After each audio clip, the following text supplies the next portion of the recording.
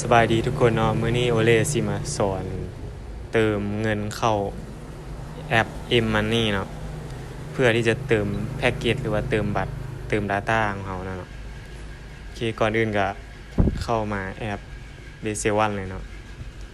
แล้วก็ล็อกอินเข้าไปตามที่เราเข้าไปตลอดนั่นแหละ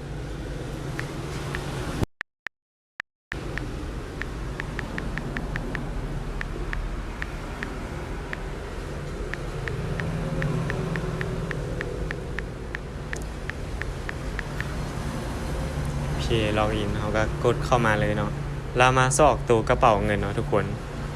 ตัวกระเป๋าเงินของ Wallet มันจะเป็นภาษาอังกฤษเนาะมันจะเป็น Top Up Wallet เนาะตัวนี้เนาะตัวกระเป๋านี่เนาะกดเข้าไปเลยเนาะทุกคนแล้วมันจะมีให้เราเลือกเนาะเราสิเติมเกมเติมเงินเนาะเติมเงินเข้าแอปใดเนาะก็อยู่นี่เลยเนาะซึ่งมันจะเป็นแอปกระเป๋าเงินเนาะ U Money M Money สำหรับใครที่ยังบ่ทันได้เคยกดเข้ามาเนาะก็มีแต่พิมพ์เบอร์ของเราเข้าไปเนาะเพราะว่าแอปของ Wallet มันเป็นบัญชีเบอร์เนาะเนี่ยกดเบอร์แต่ว่า Wallet มีเคยเติมแต่ละเทื่อแล้วเนาะก็เลยว่ามันมีบันทึกไว้อย่างนี้ก็กดจำนวนเข้าไปเลยเนาะเราอยากเติมเท่าไหร่วันนี้ Wallet สิเติม20,000กีบเนาะ